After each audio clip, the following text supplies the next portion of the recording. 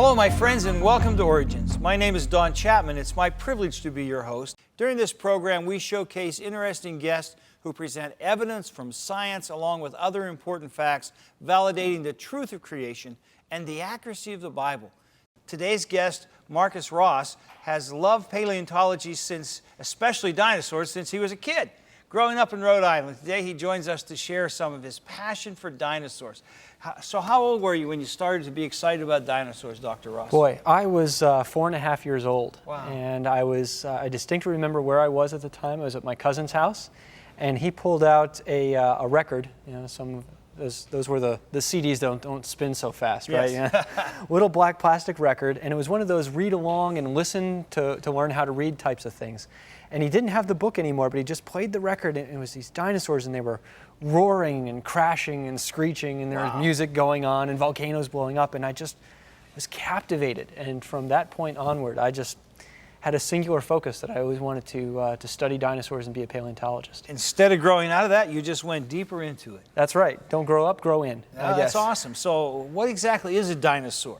Well, that's a good question. You know, a dinosaur, if you get your standard bag of dinosaur toys, there's going to be a bunch of dinosaurs in it, and there's going to be non-dinosaur things. And some of the non-dinosaurs are easy to pick out. A woolly mammoth and a saber-toothed tiger are not dinosaurs, they're mammals. But what about, you know, the sailback sort of thing that looks kind of like a big lizard with a fin on its back? Well, that's not a dinosaur either. Or what about the animals that lived in the sea, like the plesiosaurs and the ichthyosaurs, or the pterosaurs that are flying around in the air? But none of those were dinosaurs either. They're not dinosaurs. They're not dinosaurs. So a dinosaur is a very specifically defined sort of thing. It's kind of like saying, well, you know, what is a human being? Well, a human being is a mammal.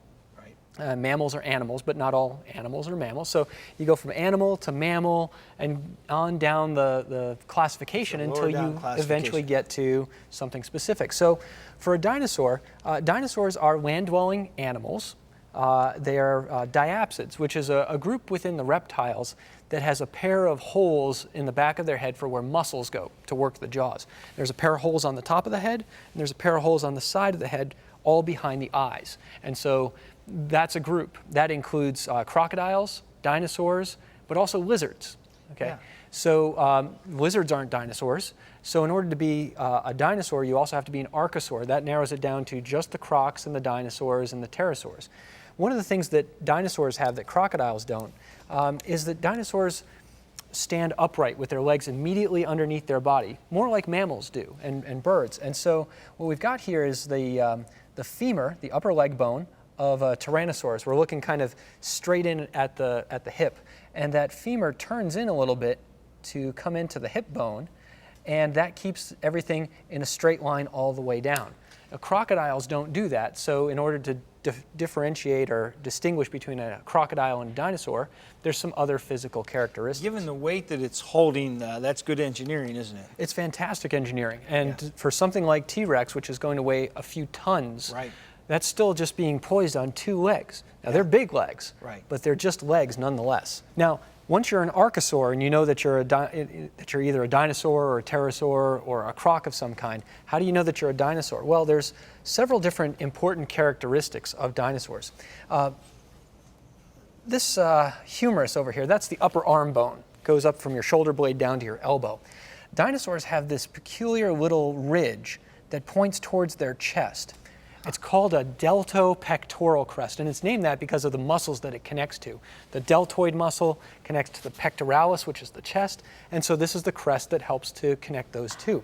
If you got a humerus and it's got one of those, it could be from a dinosaur. Some other aspects are in the hips. Now, the hip of dinosaurs are made up of three bones, the ilium, which is on the top, the ischium, which is towards the back, and then the pubis, which is towards the front. Now, the femur, the leg bone, fits into this area right over here. That's called the acetabulum, the hip socket. And for dinosaurs, there's a hole in that. As the three bones join together, there's a little spot where they don't all form in together. And so if you find a hip structure in the fossil record that's got a perforated acetabulum, this little hole in the hip socket, it's a dinosaur.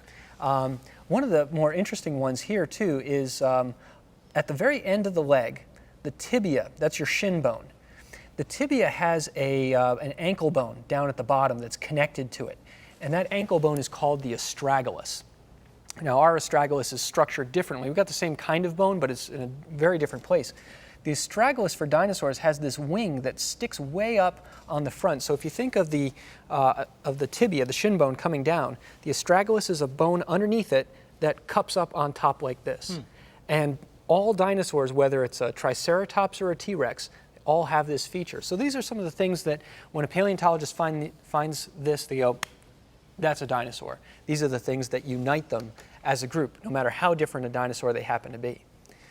So what we're interested in today is not all dinosaurs, but especially the meat-eating dinosaurs. Now, all dinosaurs are land-dwelling animals. They're all air-breathing dinosaur animals, and they're all what the biblical reference would probably be something beasts of the field, when God's talking about when he created animals on day 6. So where are dinosaurs found? Well, they're found in rocks, of course. They don't seem to have any alive today, which is sad for a guy like me. But when we think about the flood, and we think about the different types of rocks that are around, the dinosaurs are found in a group of rocks that we call Mesozoic rocks. We call them Mesozoic rocks because of the types of fossils that are in them, like dinosaurs and some of these other marine reptiles and the flying reptiles and things like that. And so when we divide the rocks of the world into the stuff that has fossils, that is pretty much this stuff. The Paleozoic, Mesozoic, and Cenozoic are the rocks that contain abundant fossils. I think that the Paleozoic and Mesozoic, which have our shellfish, fish, amphibians, reptiles, and a few odd mammals, those are the flood rocks. And most of the rocks above the dinosaurs that have a lot of different types of mammals but look a little bit more modern for us today, those are the ones that formed after the flood was over. So paleontologists and geologists divide out the rocks of the world into these units, but they get divided much finer than that, because in the Mesozoic you have Triassic, Jurassic, and Cretaceous. Oh my, right? You've got those 3 units that any kid who studies dinosaurs learns that the dinosaurs fit in one of these groups. I studied this sort of stuff quite intensely, and it turns out that even this division can be broken up into a lot more divisions. Okay. So, for example, when I was studying for my PhD, I focused on some of the marine reptiles, and they were found in this green section of the Upper Cretaceous, which all has a bunch of names that nobody can ever pronounce. But that's okay, that's what I got tested on. I'll bet you can. I had to know all of those and work in them. So the structure of the geological column is lots of fossils, dinosaurs in these, and certain dinosaurs in certain groups among them. And we know that from the relationship of those fossils and rocks from one place to another. So dinosaurs are based on hip structure. As far as one big group of dinosaurs is the ornithischians. Those are the bird-hip dinosaurs that have your Triceratops, your Stegosaurus. They've got your duck-billed dinosaurs. All those things are on one side.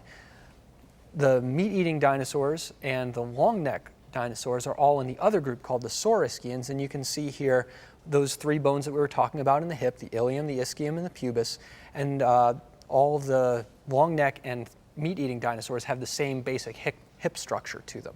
Okay. So, the defining traits for these guys then, lizard-hip dinosaurs, if we're thinking about just the meat-eaters, they're lizard-hip dinosaurs. They don't have a predentary bone. That was a bone that the other side of dinosaurs have. It's way out at the edge of their chin. And so we've got the 2 big groups.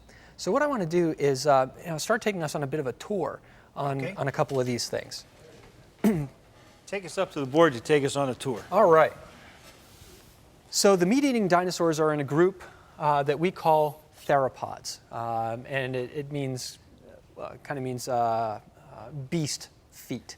So, some of the things to talk about. In South America, one of the most unusual of all the theropod dinosaurs is out there. It's named Carnotaurus.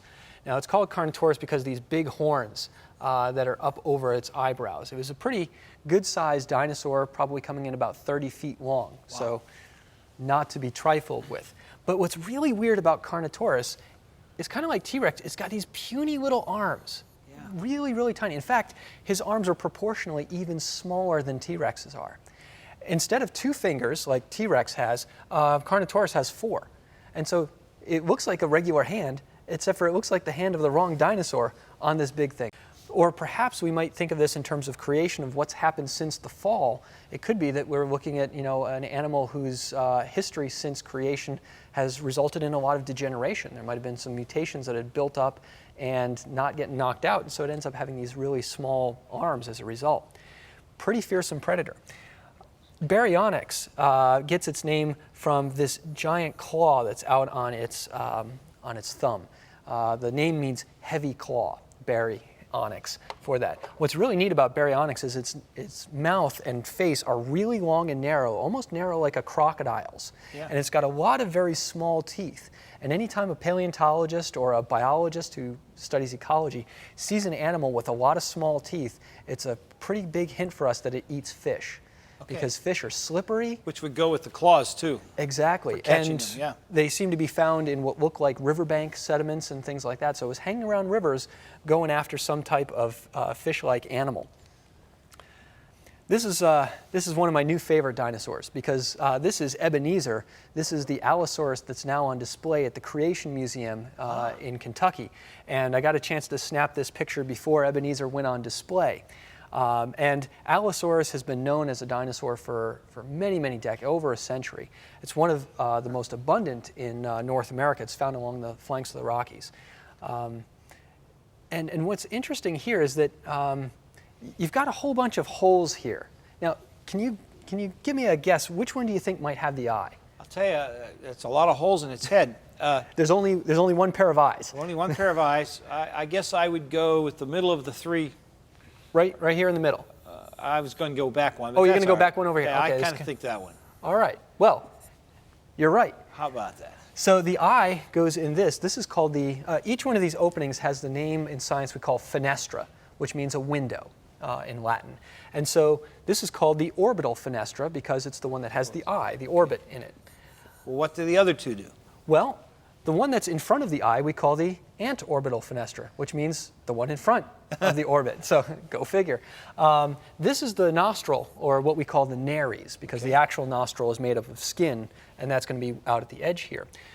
There's another window right over here, and that's called a maxillary fenestra, because it's in the maxilla, the bone that's holding the teeth of the upper jaw. And then back over here, remember I said that dinosaurs were diapsids. This is one of those pairs of bones on the sides that's holding muscles that attach down onto the lower jaw to help the lower jaw move up and down. The other pair from the top is up over here, hard to see, but it's on the top of the skull, so if you look down, you see it. So these are the two holes that make Allosaurus a diapsid. Now structurally, is the idea of that it just makes the power of the jaw that much stronger, that it has double...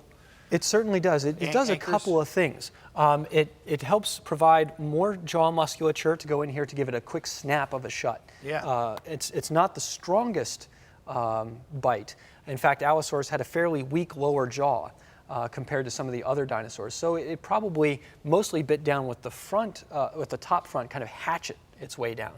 And so this allows for more muscles and bigger muscles to be found here. But also notice that there's just a lot of open space, because here you've got a head that's sticking on the end of a skeleton and the legs are way back somewhere. And so as a result, this helps to lighten the head. Oh. And you have a lot of sinus area, a lot of air space that flows through here.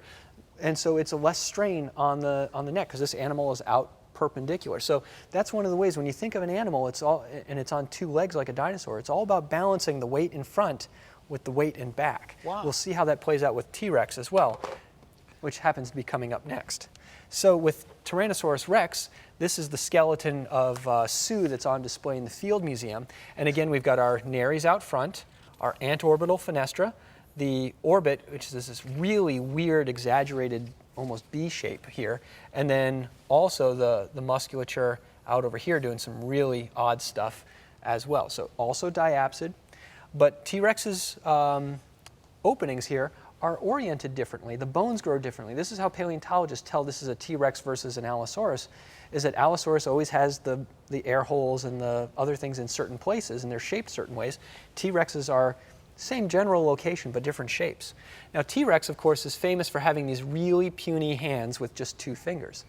But the head for T-Rex is enormous, and the size of the holes is not quite as large for the head as it is with Allosaurus. So if we just think of the difference between the two and go back here for a moment, lots of openings, big openings for Allosaurus, not quite as big for T-Rex,